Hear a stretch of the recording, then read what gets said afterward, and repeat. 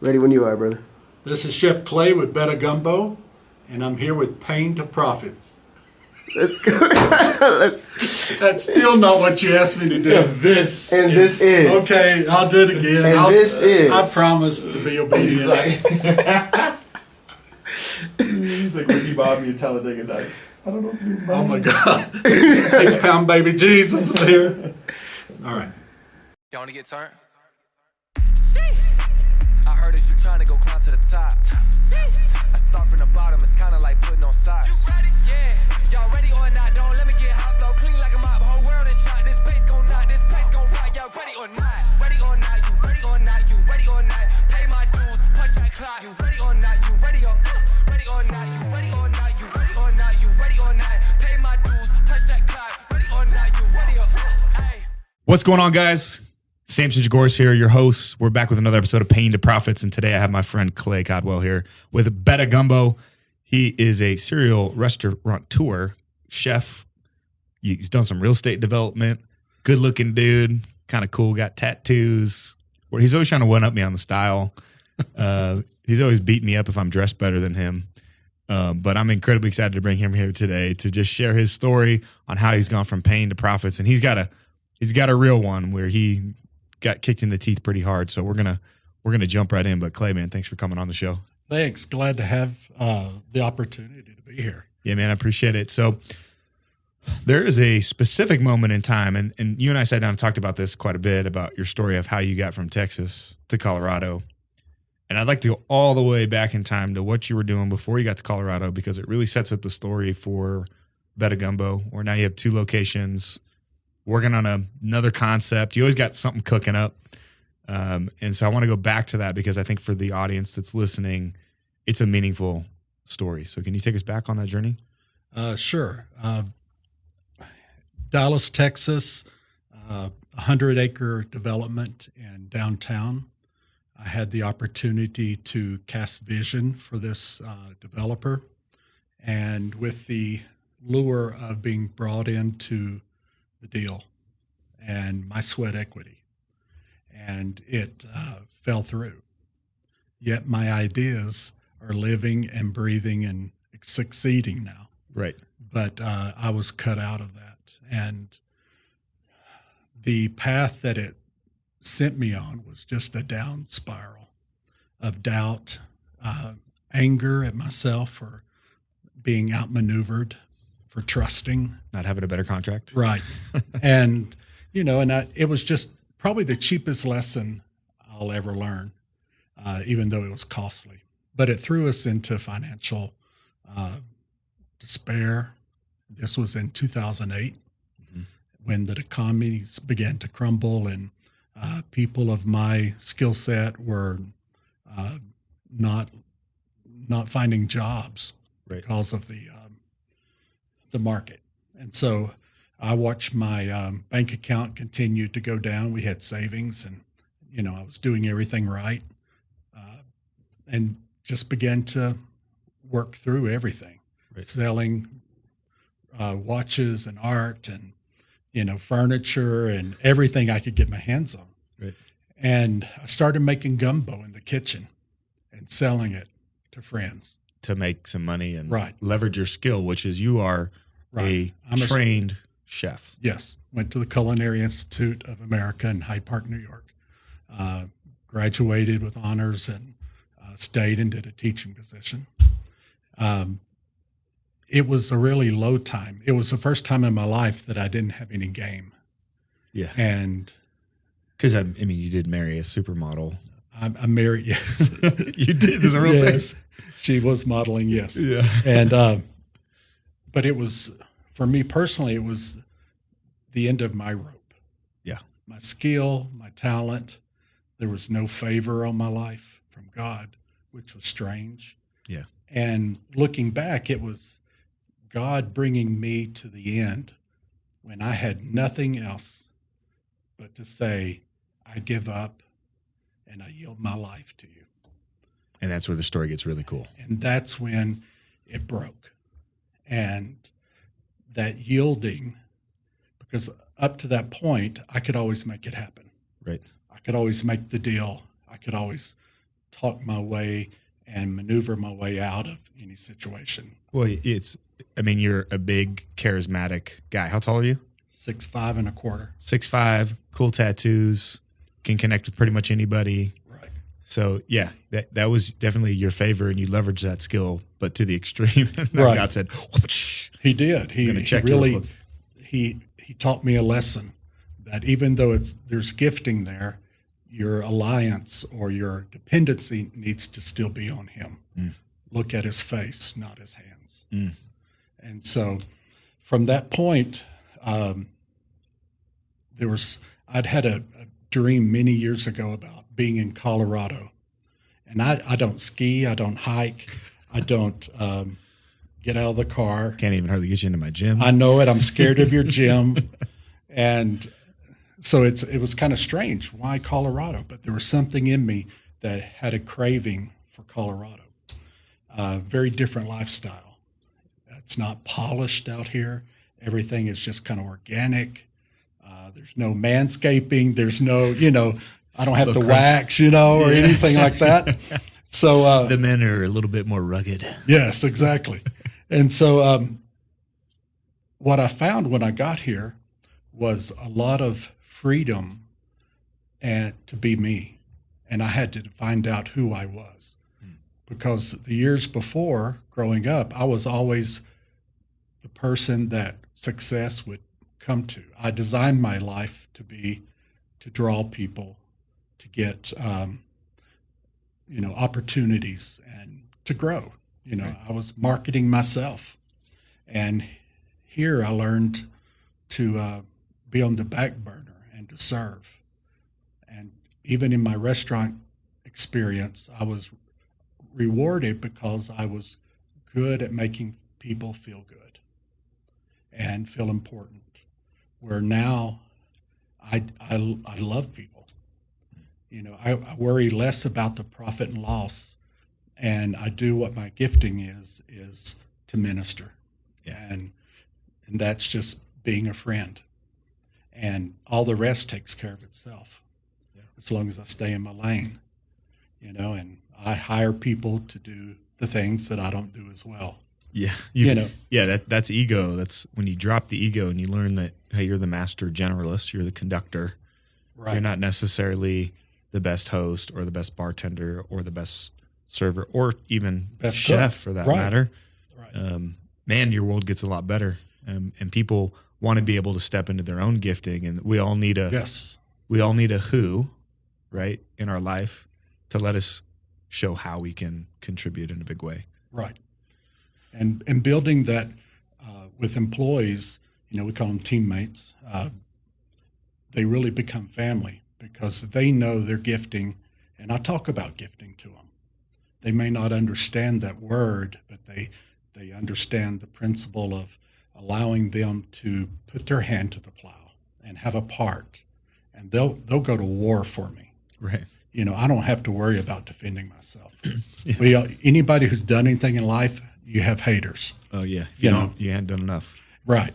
And I let my employees say, no, that's not correct. Yep. This is the man that I know. Yep. 100%. And I love that. Yeah. We call that right person, right seat. And when you can be the entrepreneur and the visionary and you can be in the right seat and let your other people be in the right seat, then the business just hums. It does. And even as seasons change. Correct. Not everything changes in that season. And the things that refuse to change get left behind. Yes. And that's uncomfortable for me. Yeah, because you like people. I care about these people. But even this week, I had to allow one to move on. And I cried. Yeah. Because it was just, my heart was that heavy for somebody. Yeah. They're giving you a lot of they're giving you their most precious commodity, their time. Right. Yeah, I love that. So can we go back to, I want you to tell the story though. Okay. Of coming to Colorado. I think you came to Colorado and you struck out basically, then went back home with like less than $100 to your name or something like that. Yeah, I really did. I came to Colorado with $350 in the bank. By yourself, left your family at home, right? Yes, I left my wife with $150. I took $150, And that was 12 years ago. When you could get somewhere around $150. Right. And I drove up here looking for a burning bush. There wasn't one. First time in Colorado's history that there hasn't been a fire. But I slept in the car for 3 days. I didn't eat because I needed that money to get home. Right. Just enough for gas. And I would go to the visitor center to drink water. Wow. But I was just searching for the voice of God in my life. You just knew Colorado, and I don't know what I'm supposed to do when I get there, but I just got to go. And so nothing happened. I went back home, and you're like, this is going to be one of those 40 years in the desert stories. Exactly. And it was compressed into a year and a half. But I just found myself on Craigslist. You know, I got up every day at my normal productive time, and I didn't lay in bed and drink coffee and watch TV. You built some routine. Yes. And I stayed to that. And I wasn't just on my face praying, God help. I was out looking for jobs and talking to CEOs that I knew very well who wanted to hire me, but nothing would click for me. So I got on Craigslist and I'm like, I can make a deal with a for sale by owner restaurant somewhere in Colorado. Yeah. You know, I know I can do that. So I was on Craigslist and I found a location in Loveland. Loveland, Colorado. Then. Yes. Yeah. And I looked at it on the map and I was like, well, I've never been to Colorado. I mean, other than that, my trip, and I was in the mountains. This looks like the gutter to Kansas. You know, it was just flat and then it just popped up. And I was like, well, let's try it, you know, and I called the owner and told him the truth. Yeah. You know, I didn't have any, I didn't hold back anything. And the more I told him, the happier he was. And said, you know, I appreciate your honesty. I like you. Here's the key.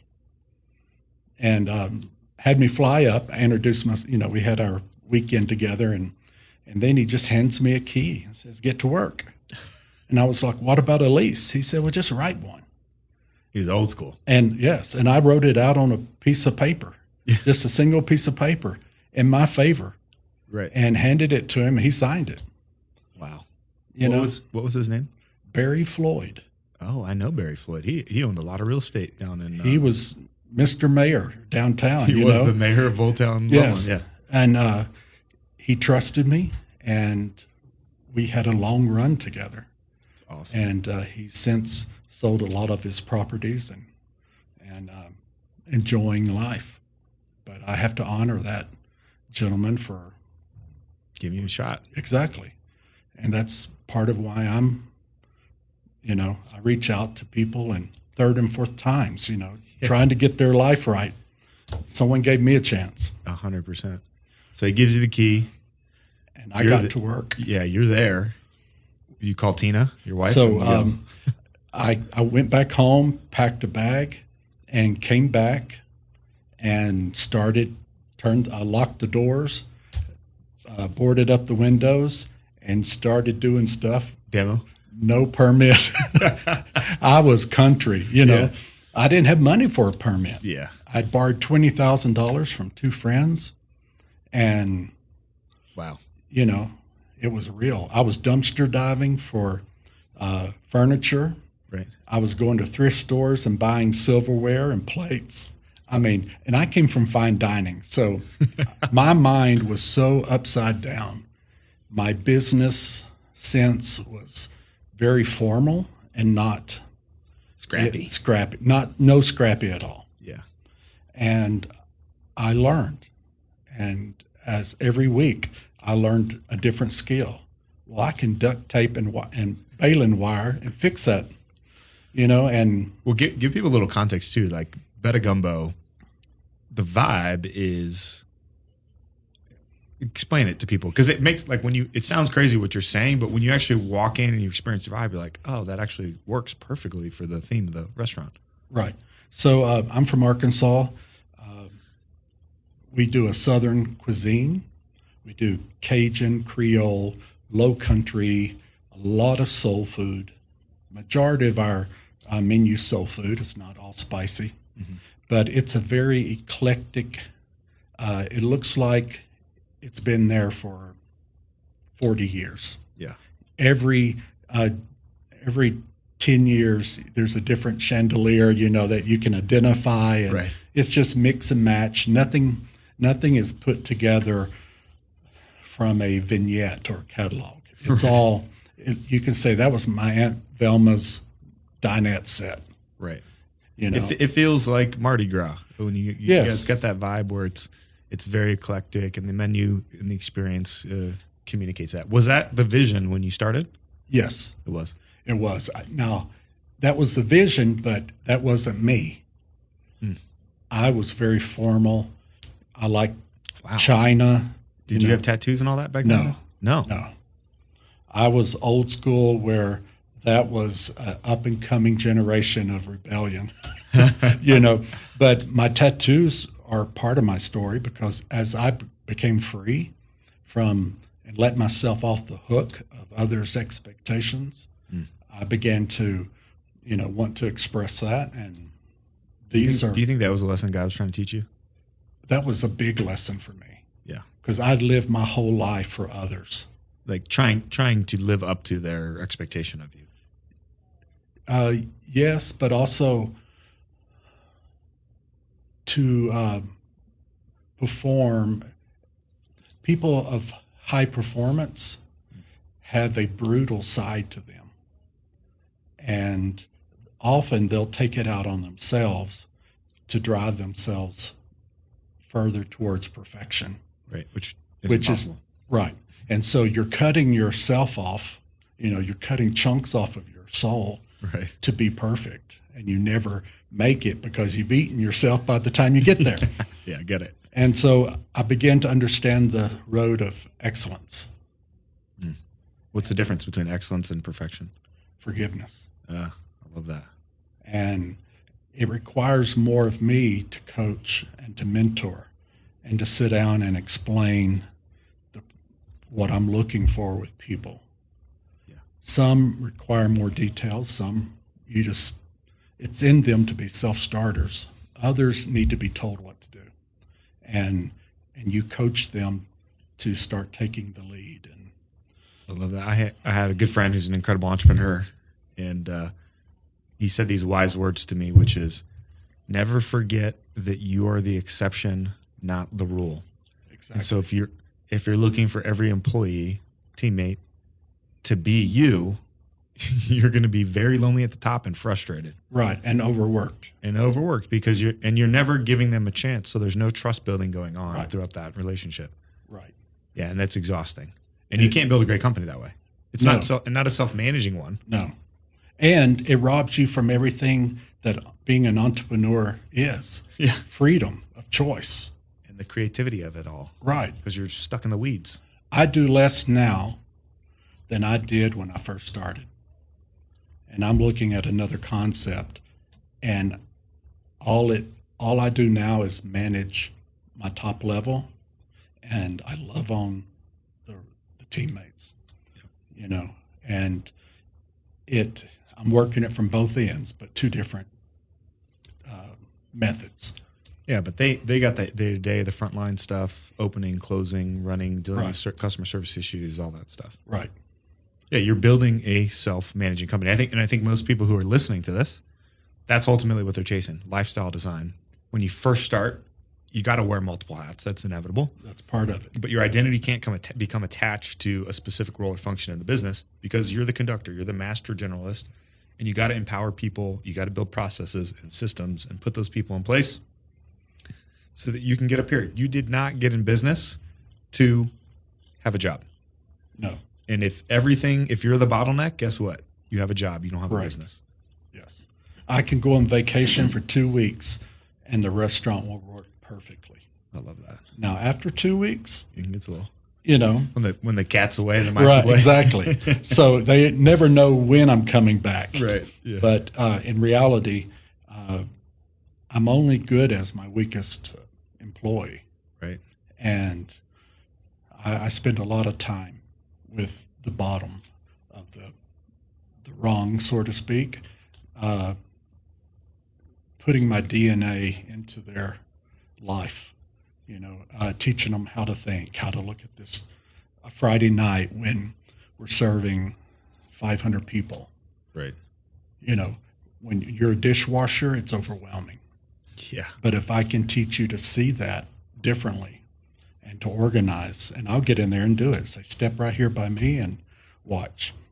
Well, yeah, there's that story about when they were trying to send a man to the moon for the first time. They were trying to do the first rocket ship to the moon, and they interviewed the janitor, and they asked him what he did here, and he said, "We're sending a man to the moon," right? Because he got the vision, he understood, and Right. that's so counterintuitive to a lot of the business culture that I've come from and been experienced with, which is you got to cut the bottom 10% if you want to set a standard. And man, that's such a disservice to not spend time trying to coach those people up. Obviously, there's a certain point of like, Yes. no return. But if you're not doing the work and investing in those people, and you're just firing them, you're not helping them move on to another position, then you're the problem. Well, in reality, to help disprove that concept of just get rid of the 10%, I'm learning I would rather be at the bottom 10% of a new level and be hungry and grow than to be at the top 10% of where I am now Yeah. and just be a fat cat. I'm not looking for that. I'm willing to yield my ego or tolerance or in order to be the small fish in the big pond. And when I get to the top, then I want to find the next pond where I can be small again. And that's so And good. that keeps me growing at the same pace that my teammates, my staff are growing. Yeah, and then if you're always working to bring them up, Exactly. and even if the 10% go up 10%, I mean that's huge improvement. And then in general, everybody at the next level moves. Correct. I love that. So let's fast forward to today. You got 2 restaurants, Yes. one in Loveland, Downtown Loveland and downtown Windsor. downtown Windsor, and let's talk about where the business is at right now. What's going on in your world? So we started in 1,700 square feet, then moved to the new location at downtown Loveland. That's 4,000 square feet. After how many years? How long did it take you to go from 1,700 to 4,000? Let's see, 8 years. And that was 3 years too long. 3 years too long, mainly because the first, 3 or 4 years, you're just trying to figure out what the heck you're doing, right? Well, it took me about 2 years to really be sure of the brand and what I had in my hand, to understand it and how it fit into the community. And then as we began to grow, we just outworked that building. Yeah. And it was 150 years old in every way, shape, and form. And so I started looking for new locations, but nothing was a good fit. And so I just put it on the shelf and said, all right, God, when you're ready, let me know. Yeah. And then, boom, it opened up. Brinkman built the foundry out, and that was a great opportunity. And Yeah, you guys are a heavy anchor over there now. right. And it was God's perfect time. But we opened 3 weeks before COVID. And that was not the time to be opening a business. Yeah. However, it catapulted us to a much higher level at a very rapid pace because of political stance. Can we And- talk about that? Because I know you were very outspoken in that way, and I think that's important. I think sometimes entrepreneurs they're so worried about not speaking truth because they're going to offend somebody and get canceled. I mean, shit, in order to become a freaking president, half of the country has to hate you and half the country has to love you. Right. So you don't really get anywhere by not being your authentic self and speaking your truth. And so, yeah, I know that you were very vocal in the community because there was just a lack of regard and understanding for what was happening to the people that make up 70% of the economy, which is small business owners. Right. It was my character, my personality is kind of the tip of the spear type of person, like you. Yep. And you're ready to go to war, go in the fire. But we're ready to handle the weightiness of decisions. And when I felt like it was time to speak up and say, this isn't Democrat or Republican or liberal or conservative. This is my personal right to make choices over my life. Yeah. And I tried to say things in love. I didn't always. We all get sucked into the minutia of the vortex. Right. And I have a lot of Democratic friends that have stuck with us. Right. So a lot of them didn't. Sure.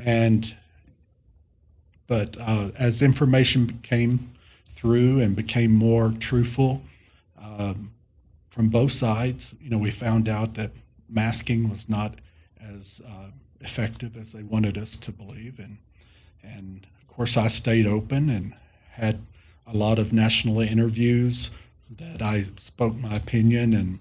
That's one of the old adages, right? No such thing as bad publicity. Right. And then the governor got on to me and didn't like what we were doing, but he couldn't shut me up.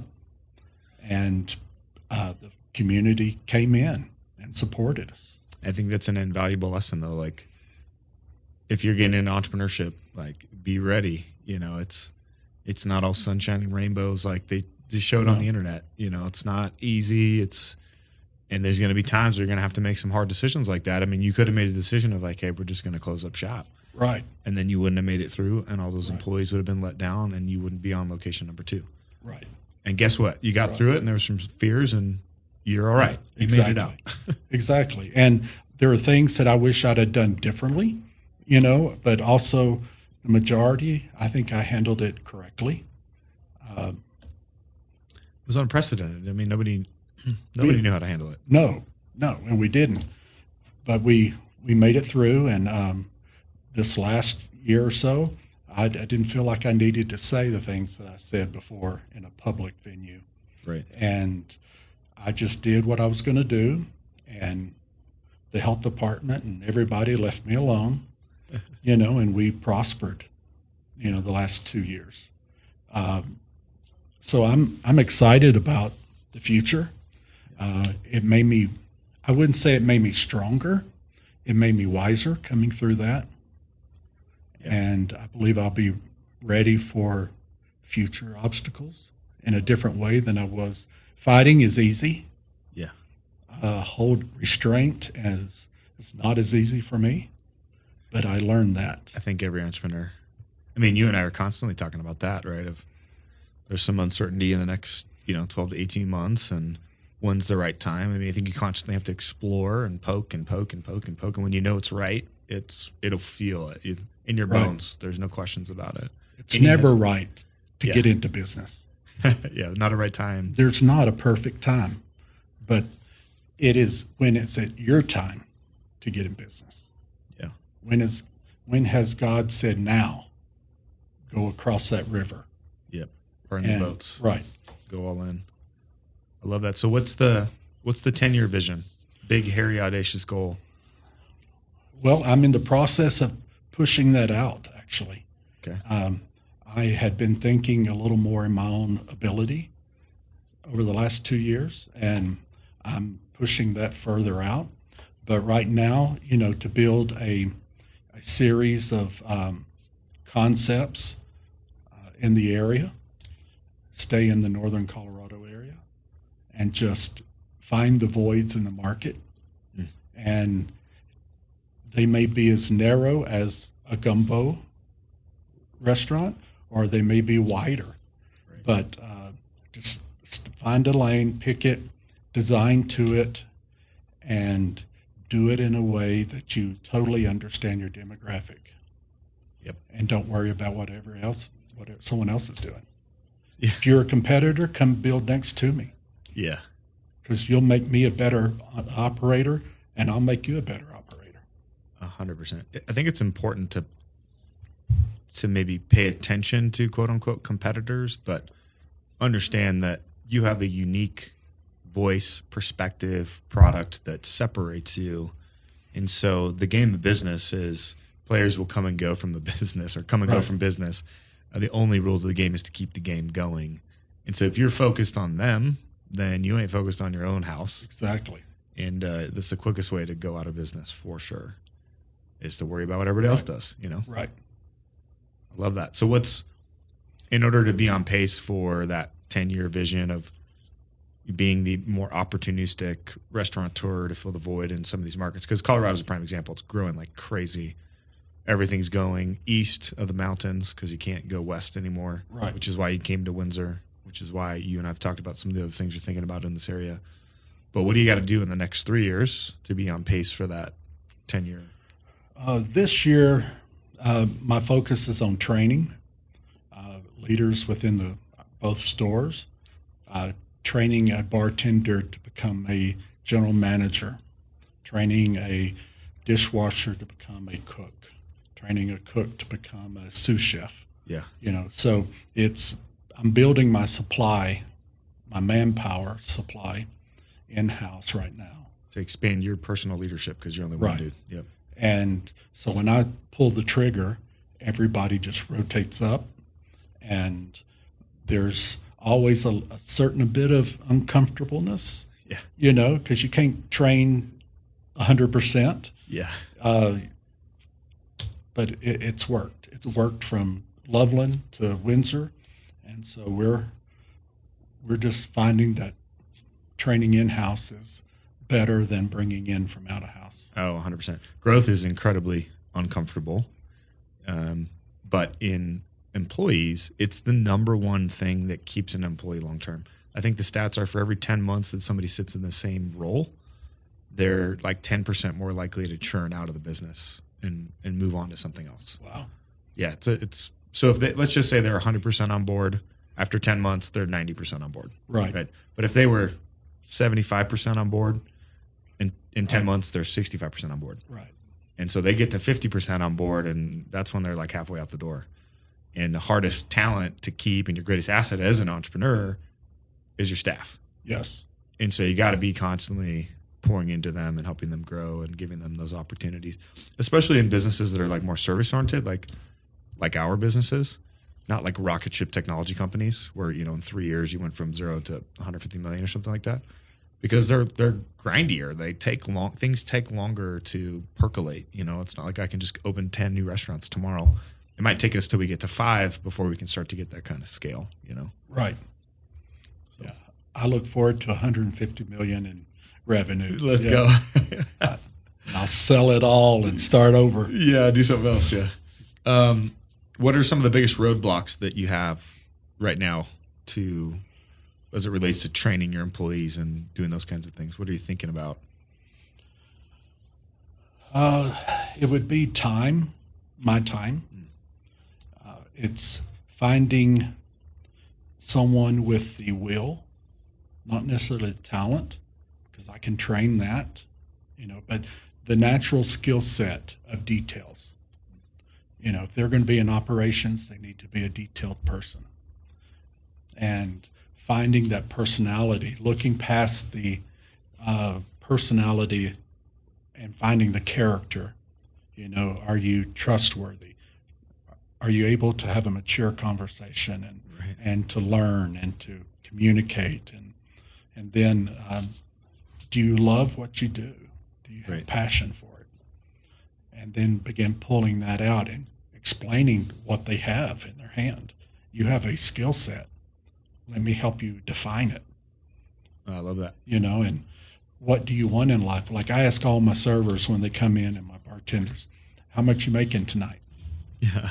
And if they say $60, I'm like, you can go home. Yeah. I can get an order taker from Tasty Freeze. We're here to do commerce. Yeah. And those are just the points on the board for how great you are at delivering an incredible experience as a bartender. It's like tips. Exactly. Let's go. Without being into manipulation. Right. I don't allow that, but I'm not going to allow an employee to take advantage of you because you're drunk. Yeah. I had a gentleman who had a little bit too much, and he wasn't driving, which was nice, but he wanted to give the a bartender a $150 tip, for one hurricane. Yeah. And I was like, no, that's inappropriate. Yeah. We have people who do tip like that, but they're not drunk. Yeah, correct. Know, if you still think you want to give $100 tomorrow, yeah, come back do that. and Give us $100. I said $20. If you want to be generous, that would be for Killer one drink. tip. Yeah, that's respectful, and there's no strings to that. Yeah. And the bartender's looking at me like, Clay, what are you doing? And I'm like, I'm protecting you. Yeah, I'm showing you. And I'm protecting them. Correct, yeah. And so. Having a moral compass. Yes, most certainly. Yeah. The three things, just to unpack what you talked about, is do they get it, do they want it, and are they capable? And oftentimes people don't even realize that they have this skill. I remember the first time Carrie Ann, she's a dietitian. Right. And I said, you don't even realize this, but you're an incredible salesperson. She's like, I don't feel comfortable in sales. I said, let me just teach you. I'll show you some process, help you be good at it, and give you a system to be more consultative, right? We're not talking like slang, because everybody's interpretation of sales the first time when they haven't done it is like used car salesman. Exactly. So I gave her this consultative approach, and I jokingly said, like, if they don't tear up in the conversation, then you didn't get to the root of the problem. So I remember she did her first sales call and she got her first commission. She's like, I knew I had them when they started crying, And then she got like her first like $5,000 commission check or something. And she's like, oh my gosh, I love this. And I said, I know, because competition is like your number one thing, And so we just rewired her to be a salesperson. She didn't even know she had that skill. And to this day, she's a better salesperson than me. I always jokingly say, you get within 100 feet, like she's going to close your ass, That's why I scooted away from her. I saw her outside. I'm like, don't even look at her. Don't look at her. Yeah, exactly. That's awesome. So before the pod, we talked a little bit about just some of your strengths as an entrepreneur, where you feel like you have the most competency, and you've already alluded to it as you're talking about, which is leadership and pouring into other people and helping them create a vision for their own life and their career path. So I'd love to riff on that a little bit, but you're also a really good marketer, especially in the service side, to get people to come into a restaurant and then get them to come back. That's even more important. So I'd like to jam on those two topics for a little bit, but what's your philosophy as it relates to leadership and being a good leader? I started out 30-something years ago taking care of profit. That was what you cared about. And that's what I was taught, by example and education. Take care of the nickels and pennies, and, they'll take care of you. P&L your way to success. Right. And after a certain amount of blood trail from my perfectionism, my perfection mentality, to have that perfect P&L, I began to learn more about myself and learned that excellence was better, pursuit of excellence. And then my journey turned into, I'm going to take care of people and let people take care of me. And so I teach our staff to the gift of hospitality, understanding and the needs of the guest before they even announce it, before they even cut their eye, like, I want my check or I want a refill. You should already be there. Yeah, anticipation. Yes, and just moving people that way. And then from the guest standpoint, I just build relationships. I use a term, I sew myself into the fabric of the community. And that's been a real lifesaver in the hard times. Yeah. Because you do have hard times. Anybody who says you don't, they're short term and will be in flames, Yeah, you're always somewhat preparing for some sort of winter to happen when you're not ready for it. Right. I mean, it's natural. Winter's coming on us right now. Yep. Leaves are dropping. You can't stop it. Yeah. But it's there for a reason. Yes. If you don't have those leaner times, you learn things there that you'll excuse, when money's flowing. Yeah, and gosh, that's so much easier to do when you're first started, because you're just clawing to get your way ahead, and then you start to get some semblance of success a little bit, and you're like, I got this, and you start to think that your stuff doesn't stink, Right. It's way harder to do once you actually start to get success. Do you have any words of wisdom to prevent us from getting too far out in front of our skis? How do you check yourself? Most people are scared of my personality, or they're intimidated Really? by the personality. You're also just 6'5", and 225. that's what I'm talking about. Good Okay. job, buddy. So I'm working on it. But willingly submitting yourself to people that are in a higher level, looking for mentorship in relationships, having people around you that will tell you the truth. Yeah. When most people are intimidated, and that's not intentional. I feel like I'm very approachable, but I realize that my personality is as big as I am, and some people are intimidated. Yeah, that can even happen with your quote unquote like leaders. We create an environment where it's not comfortable for them to speak candidly, and then we just end up with a circle full of yes men, which are useless. Useless because you do want the truth. So Right. It is actually up to us to constantly say, where are we screwing up? What am I doing wrong? Do you actually agree with what I'm saying right now, or are you just saying you agree with it? Because if it's bullshit, tell me it's bullshit. Right. And even if it's not, but it's their perception, what if there's 10% correct that they're saying has truth in it? If I could be 10% better today, over 20 years, what would that do to my trajectory? Yeah, trajectory. And so, that's it. Prescription, subscription, whatever that is, So I just want to make sure we weren't throwing out bad grammar on the exactly. podcast. Yeah, I'm from Arkansas, by the way. Yeah, so from there it's trajectory. Right. I don't know it all. Yeah. And I'm okay with that now. I'm okay with being imperfectly perfect. Yeah. That's excellence, right? And that's the pursuit. Every day I get up expecting to learn from anybody. You can bag my groceries, and if I can find truth from you, I will take it and be joyful and apply it. So I don't care how it comes. Sometimes it's bitter, but that's okay. I will cry and pick up that truth and own it. I think the other thing that you said that's invaluable for entrepreneurs is you definitely need outside perspectives from people who aren't in the business, who are either on your level or a little bit above you, to give you that candid feedback of that's not a good idea, or that's a bad idea, or whatever. All my mentors told me not to do the 2 restaurants. Interesting. But I did weigh what they had to say. Correct. And that's the rub, right? Is you got to take it into account. What was their reasoning for not wanting you to do it? You're too old. It's a bad time. You've gone through a hard season. You just go get a job and stabilize. They were all good intentions, and I highly respect them still, and they're still in my life. Yep. But I knew what was in me. But they made me prove to myself what was in me. Yeah. I listened, I weighed it carefully, and knew that this was mine to do.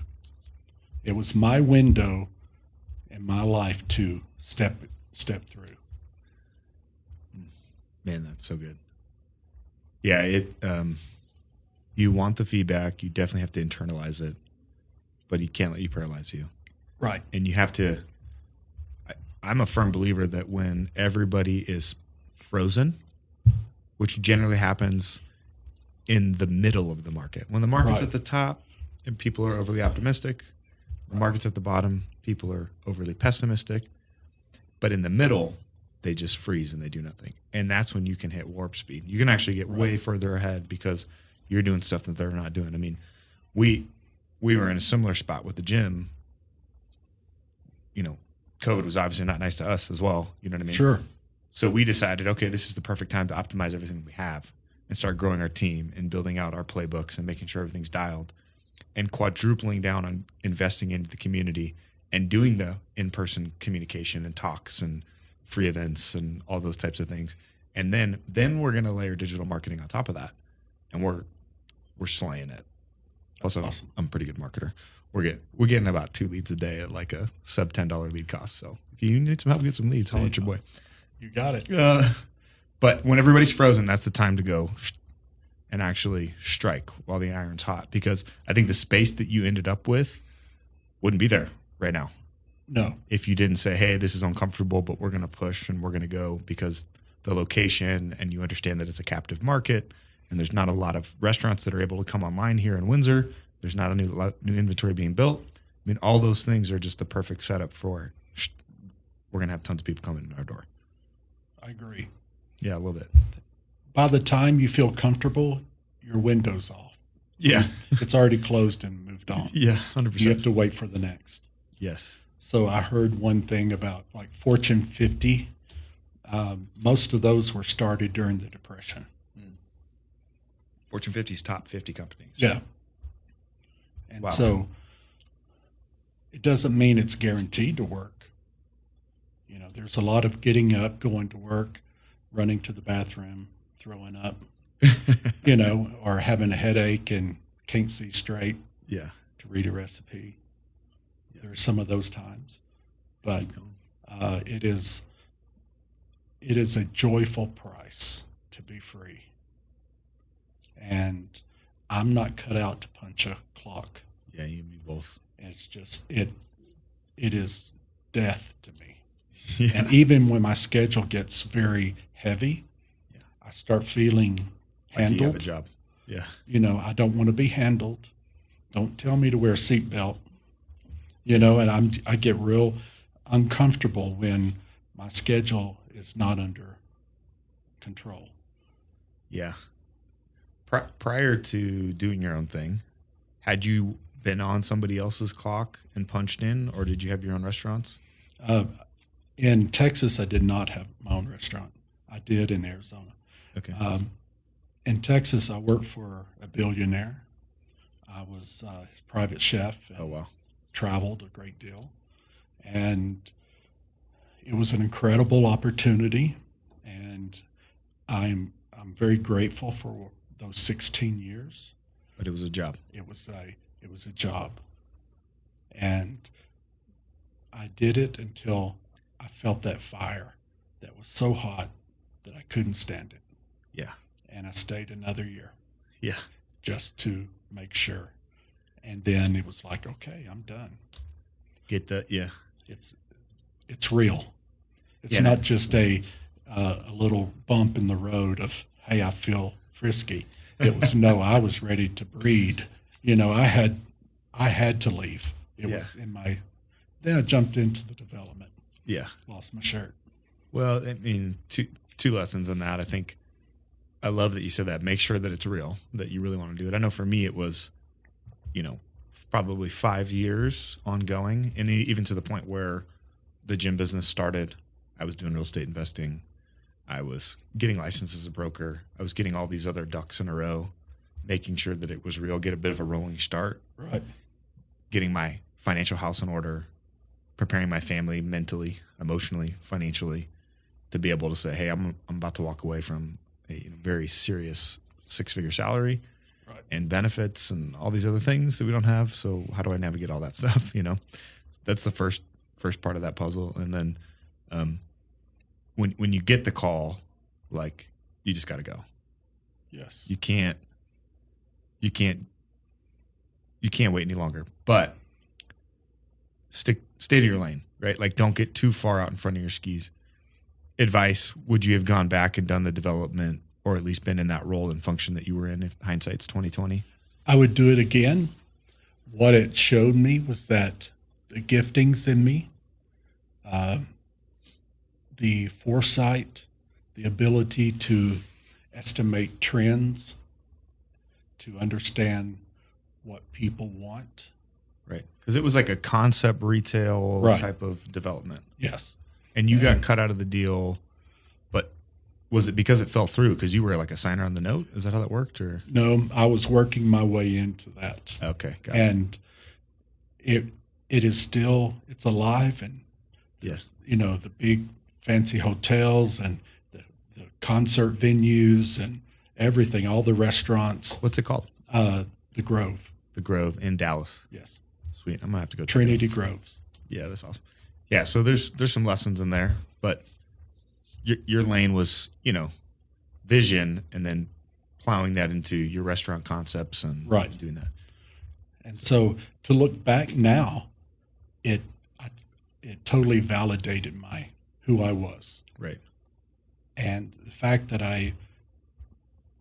it fell through in the business aspect was a gift. Yeah.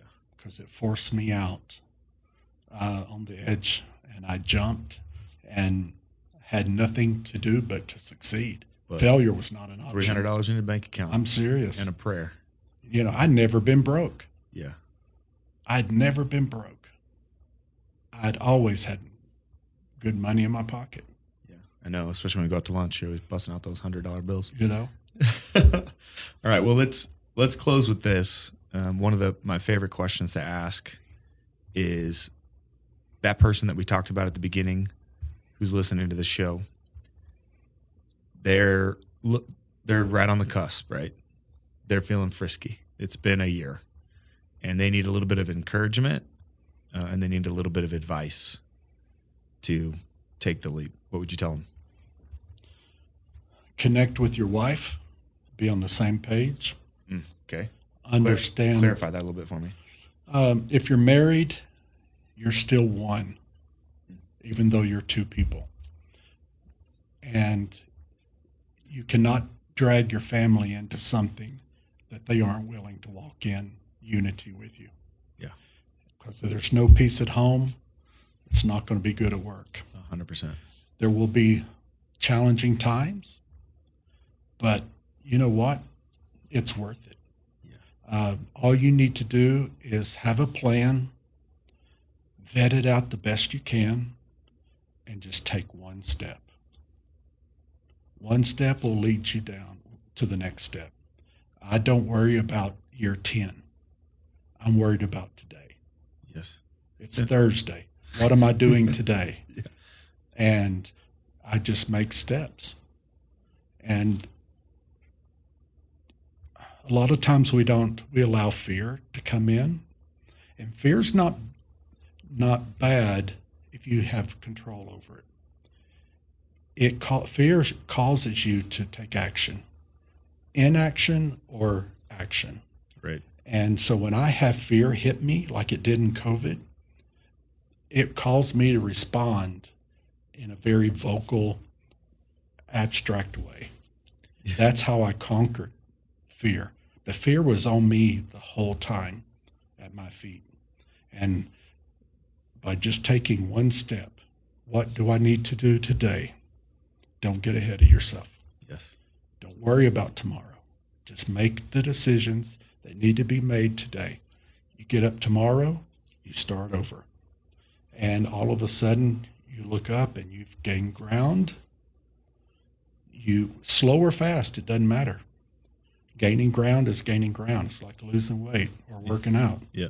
You don't see a lot at first. Yeah. And the more fit you get, Yeah. you don't see as much. Correct. It's just small, but you're still perfecting your craft. And failure is okay.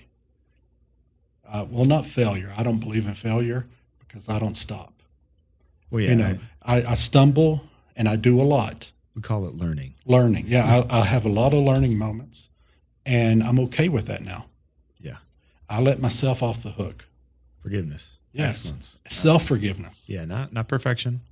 Excellence. I snapped at an employee the other day who was leaning against the wall when everybody else was humping. Yeah. And for the moment, she didn't have anything technically to do. I wanted her to be jumping in and helping her teammates. And I explained that in a very explicit way.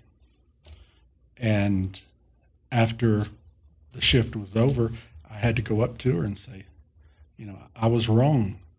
What I was meaning to say was this. Yeah. But I did, and I allowed my frustration, I allowed the stress of a line out the door, get to me, and I took it out on you. I had to let myself off the hook. And how did she respond? She felt respected, right? Valued. And then it was a great teaching moment. Yes. For both of us. 100%. That's like how a family works, right? Like exactly. You snap at your kids, and then you're like, oh my gosh, I feel like a total jerk, and so you go apologize right away. You know what I mean? But that's not always that. Sometimes the ego kicks in, and you don't want to look like you got egg on your face because you're supposed to be perfect. Right. And I don't make mistakes. What I say goes. If you're not making mistakes, you're not trying. Yeah, you should be making a lot of them. So to just unpack that, it's important to have a big vision and a plan, but you got to focus on the short term. Pick your head up periodically, make sure you're still on the rails about every 90 days or so. Right.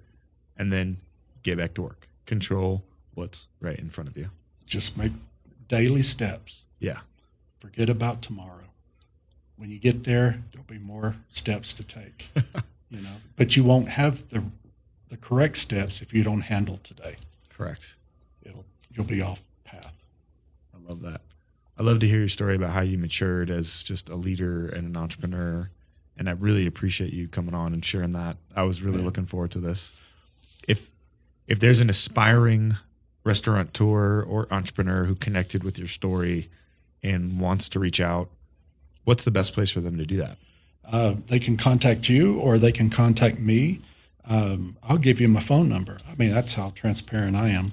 It's 817-913-2096.